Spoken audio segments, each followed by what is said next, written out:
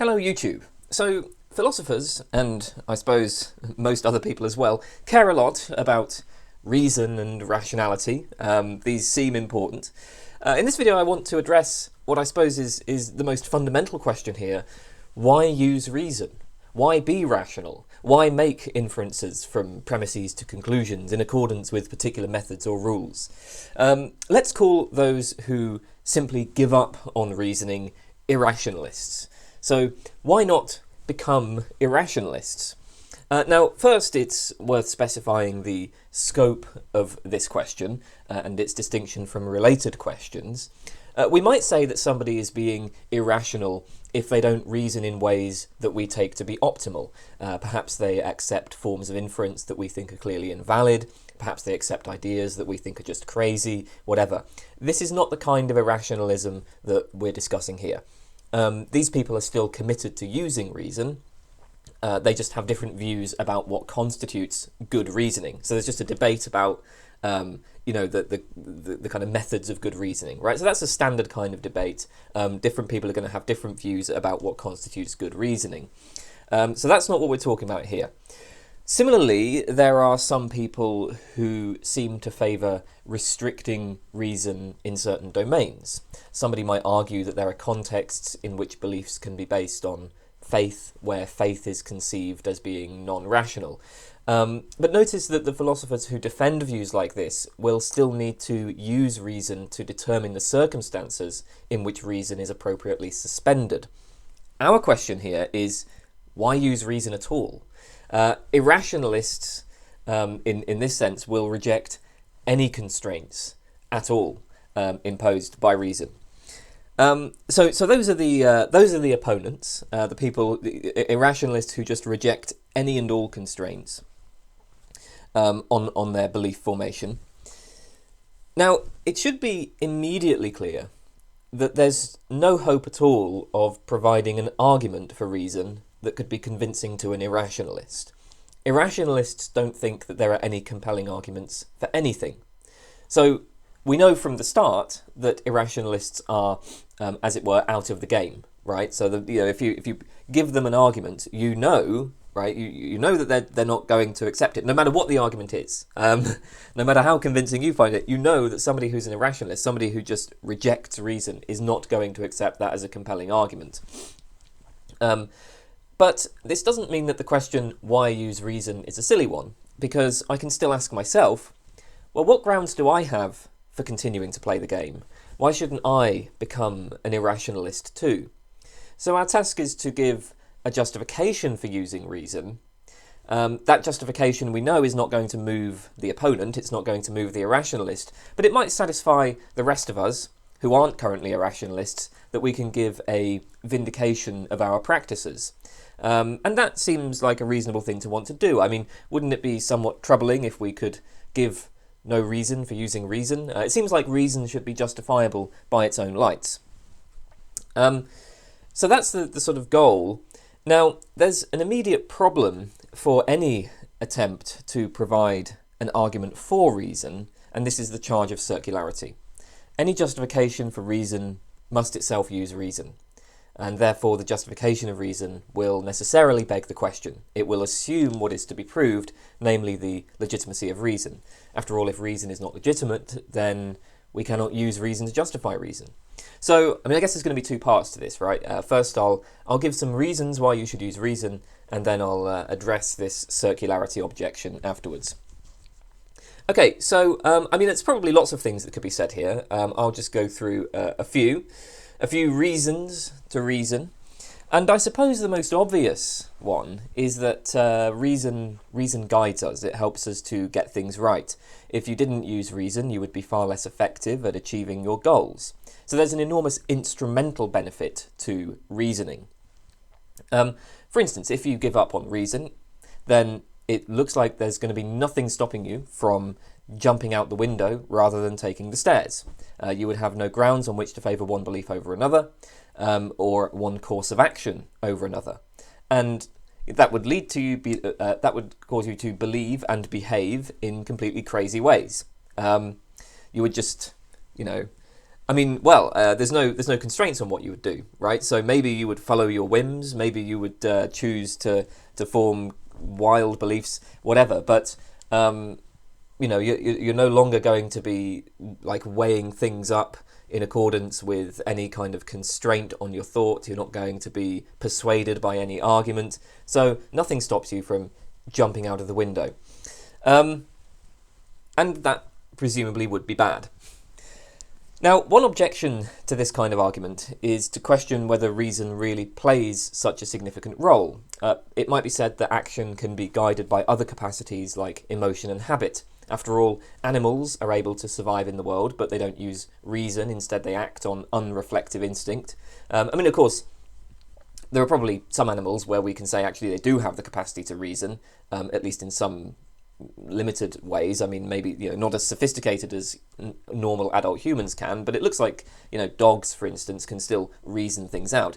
But I mean, there are going to be some animals like insects with very simple minds where it really is questionable whether there's any reasoning going on at all. It looks like those animals just kind of act on the basis of habit. And yet, even these animals will still avoid danger and seek out the nutrition required for survival and so on. So maybe reason isn't absolutely essential. And I think that's probably true, but the fact remains that even if somebody who gave up on reasoning would still be able to survive, they would not be able to achieve their goals anywhere near as efficiently. I mean, this is the point, right? Reason doesn't have to be necessary for survival. It just has to make things better. It just has to have significant instrumental benefit. It's enough to show that reason is beneficial. And it seems like that is the case. Moreover, I think we can say a bit more than this, because somebody who gives up on reason will not thereby refrain from forming the kind of sophisticated beliefs that normal humans have. Rather, they will just have no constraints on their belief formation. So, if I give up on reason, then I may act in accordance with my instincts, or I may form the belief that my instincts are not to be trusted. If I act on the basis of my instincts, then I'll avoid jumping out the window because I'm afraid of heights, say. But if I form the belief that my instincts are not to be trusted, then I'll take the leap, despite my instinct telling me not to. A person who chooses to think like an animal, and so who tries to act on instinct and avoid sophisticated abstract thought, they would actually be imposing quite strict constraints on their thought processes. The irrationalist has no constraints at all.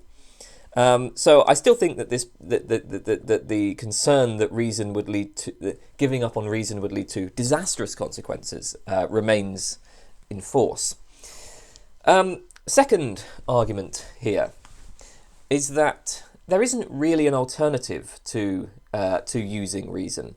So it seems like giving up on reason probably isn't psychologically possible for at least normal humans. Again, we're not talking about somebody who takes different rules of inference to be valid or reliable.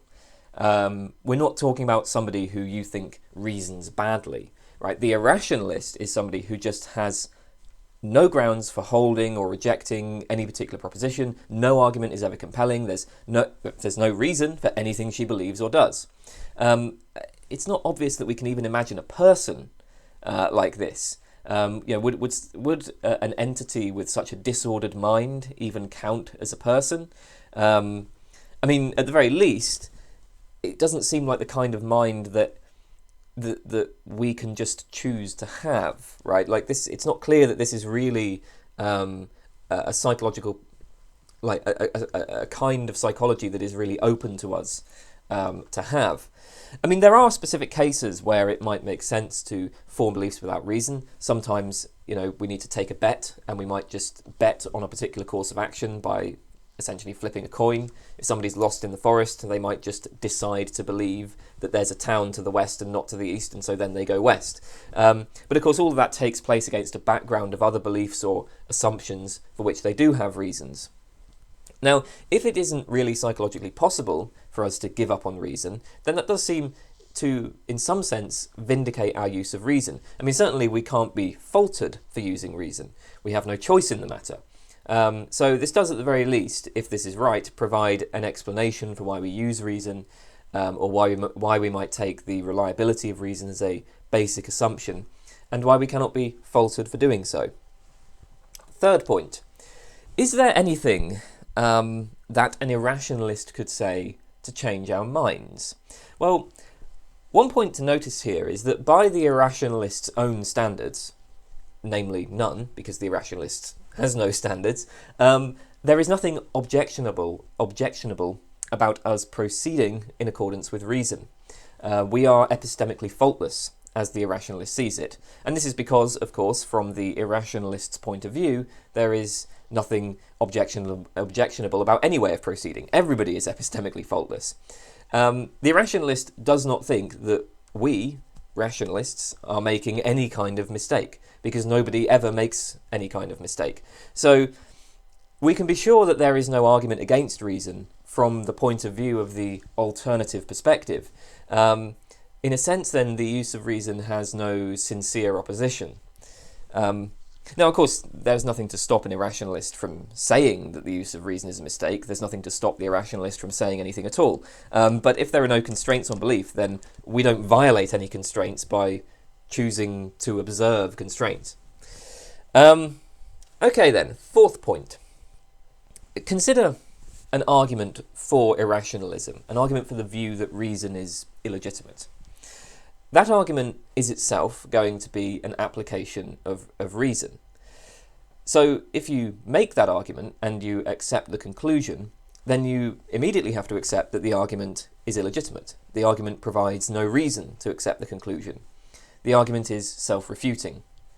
What we should conclude then, when presented with an argument for such a conclusion, is not that reason is illegitimate, but that the argument has gone wrong somewhere. You know, if we think the argument works, then we have to accept the argument doesn't work. So clearly the argument's gone wrong somewhere. Andrei Kukla makes this point quite well in his book, Social Constructivism and the Philosophy of Science. He asks us to consider an argument against reason, an argument to the effect that all arguments are untrustworthy. Call this argument R. Now, R is itself either trustworthy or untrustworthy. If it's untrustworthy, then of course we can just reject it right away. On the other hand, if it's trustworthy, then we must accept the conclusion, but the conclusion is that all arguments are untrustworthy, which means that R itself is untrustworthy. So, in that case, we're compelled not to accept R. I mean, either way, we have to reject R, right? So, whatever argument the irrationalist gives, we have to reject it. Now, Kukla then points out that there are three possible responses to an argument like R. Well, first of all, we can try to find a false premise. Second, we can try to find a logical error. We can try to show that R is invalid per the logical rules that we currently use. But third, if there are no false premises and we cannot find a logical error, well, this doesn't show that the argument is sound. It shows, Kukla says, that our logic must be revised. So there are a variety of logical systems, classical logic, relevance logic, whatever, paraconsistent logics, all of this. Some of these are incompatible. For example, the principle of explosion, which shows that from a contradiction everything follows, this holds in classical logic, but not in paraconsistent logics.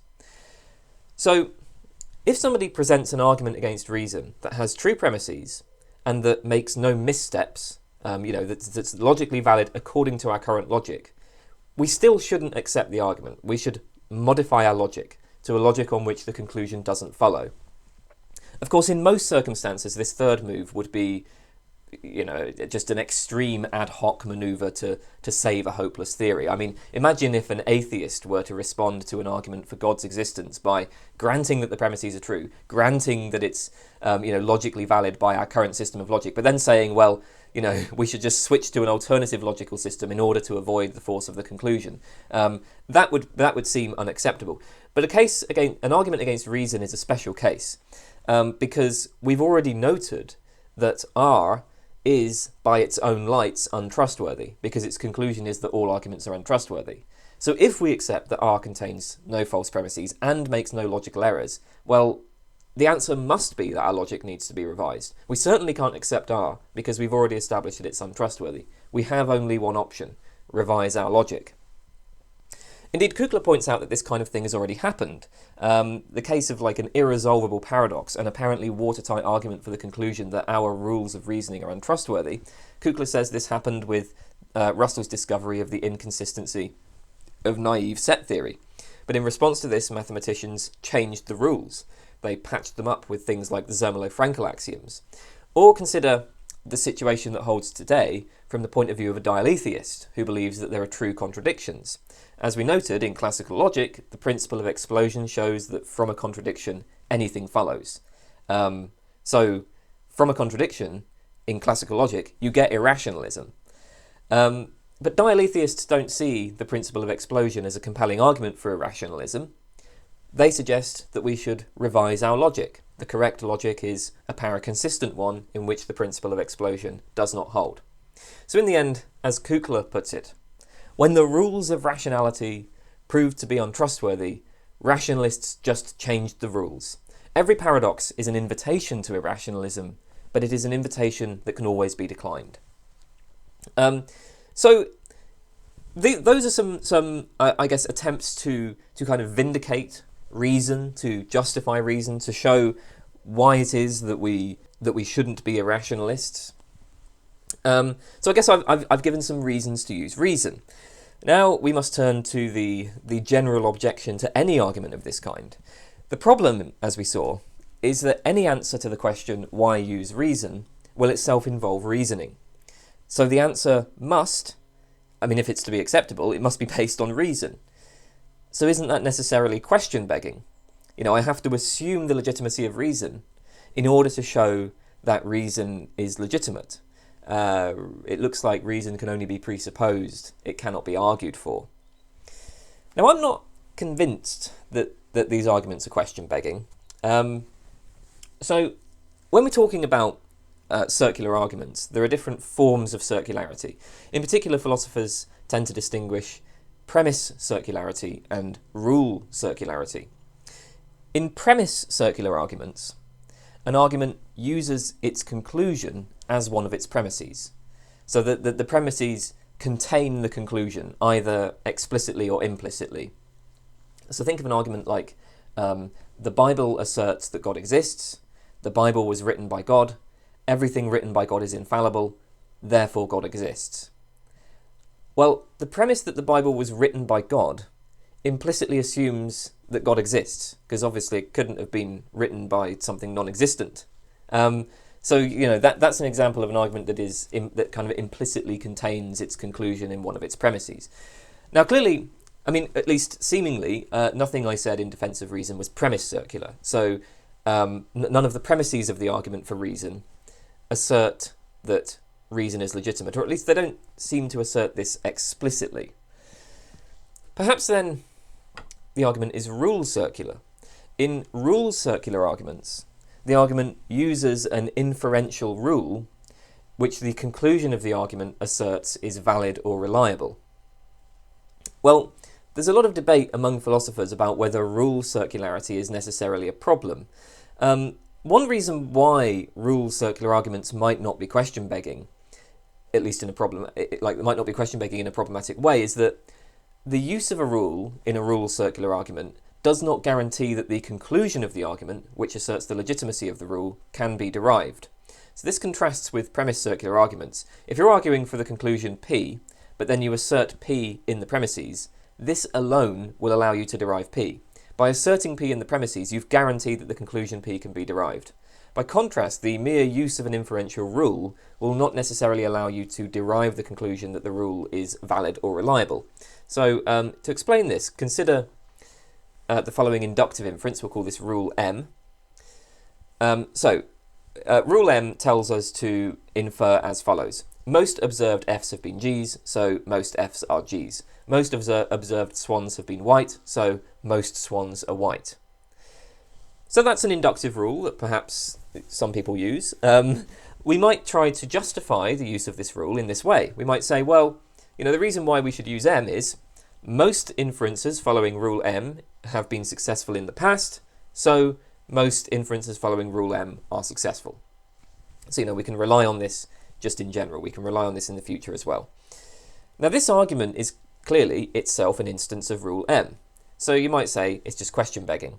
It's certainly rule circular, because it uses a rule that that is asserted to be valid or reliable or successful in the conclusion. But notice that merely using rule M doesn't guarantee the conclusion. This is because it might turn out, when we examine past inferences, that these inductions tend to fail, that rule M isn't reliable. And in that case, what we would have is that the rule would license the following inference. Most inferences following rule M have failed in the past, therefore most inferences following rule M fail. Right? So just because the argument uses rule M, that doesn't in itself guarantee the conclusion that most inferences following rule M are successful. Similarly then, in the case of a justification for reason, a person could use reason but then end up deriving the conclusion that reason is unreliable. So it looks like we need some further argument for why rule circularity is necessarily problematic, because it seems plausible that what's wrong with premise circularity is that a premise circular argument kind of guarantees its own success, right? Like once you assert the conclusion in the premises, you're guaranteed to get once you assert the conclusion in the premises, you're guaranteed to get the conclusion. And I mean, you might as well have just said the premise. This kind of thing isn't the case with rule circularity. So I mean, as I say, there's a big debate here about whether rule circular arguments are legitimate. But I'm just flagging that up, right? Like the argument for reason would at worst be rule circular. And of course, there are ways in which rule circular arguments fail. In particular, a rule circular argument is not going to be convincing to anybody who does not already accept the rule. But notice, we already granted that there is, in principle, nothing that could convince an irrationalist to change her mind. So our goal here is not to convince the irrationalist. It's to give a vindication of reason by reason's own lights. And in that context, it's not clear that rule circularity would be a problem. But second, I think perhaps a bit more speculatively, it's not clear to me that the argument is even rule circular, because reason isn't in itself a rule, or at least it strikes me as a bit weird to conceive of it as a rule. So a rule tells you how to move from non-propositional states such as sensory data to propositions, or it tells you how to move from certain propositions to other propositions. Basically, rules tell you how to form beliefs on the basis of your experiences or the beliefs you already hold or whatever. So you have things like modus ponens, disjunctive syllogism, inference to the best explanation, plus fallacies like denying the antecedent or appeal to ignorance. These are inferential rules. And all of these involve the kind of use of reason, broadly speaking. Reason itself is the cognitive capacity of applying inferential rules to draw new conclusions and of evaluating the status of different rules. So when we use reason to show that reason is legitimate, or when we use reason to answer the question, why use reason, we're not assuming that some particular inferential rule is valid or reliable, nor need we be using any specific rule to get to the conclusion. I mean, we have to use some rule, but there's any number of rules we might use. The conclusion is that it's worthwhile to engage a certain cognitive capacity, and there are any number of inferential rules we might use to get to that conclusion. So it's not obvious that this argument is going to be rule circular. I mean, perhaps there's some other kind of circularity involved in our defense of reason, but in that case, it's up to the critic to explain what that could be, until some account is given of what kind of circularity this is and why it would be epistemically deficient. The case for reason can stand. Here's an analogy that might help to make this clear. Suppose you ask me to give a justification of communication. Well, in order to answer that question, I would have to communicate with you. In order to defend the conclusion that communication is legitimate or worthwhile or whatever, I would have to engage in communication. I suppose I could actually just, talk to myself. I might give an argument to myself. But even there, if I'm like, there's communication in a broad sense, explicit articulation of one's thoughts or something like that. Anyway, does this entail that any argument I give would be circular? It certainly doesn't entail premise circularity or rule circularity, so it must be some other kind of circularity. Or similarly, suppose you ask me to give a justification of my continued existence. Why don't I just kill myself? Well, in order to answer that, I would have to continue to exist for at least as long as I work out the answer. But obviously that doesn't rely on a question-begging assumption that my continued existence is justified. And I guess I'd be inclined to say the same sort of thing about reason. The capacity to reason is not a premise or a rule, so an argument for the legitimacy of that capacity cannot be premise circular or rule circular. So what kind of circularity is at issue here?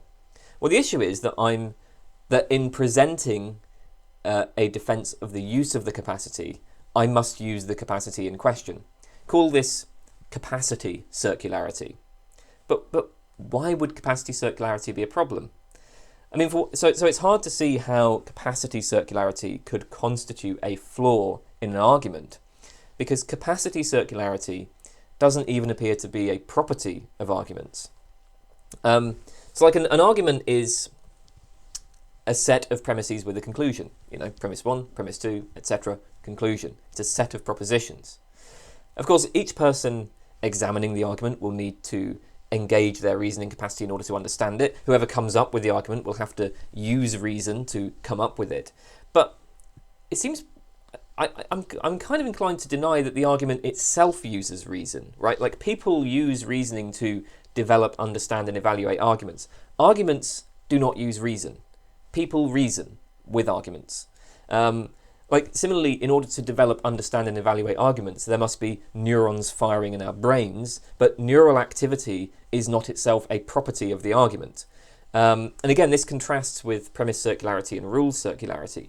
These are properties of the argument. The premise circular argument contains a premise that is reasserted in the conclusion. The rule circular argument is structured according to an inferential rule that is asserted to be valid or reliable in the conclusion. The capacity circular argument, well, that doesn't itself contain a capacity in any sense, right? It's not like the argument contains a cognitive capacity. So it's hard to see how capacity circularity could be a flaw in an argument.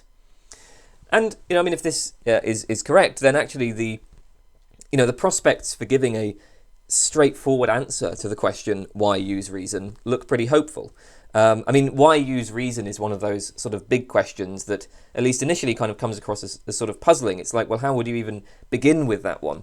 But actually, maybe the answer is just really straightforward. As I said, maybe it's just that, well, reason is obviously enormously instrumentally beneficial, etc.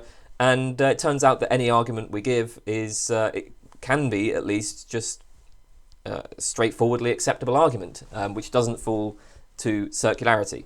Anyway, those were just some thoughts on that particular topic. That's all I have to say for today. Thanks for watching.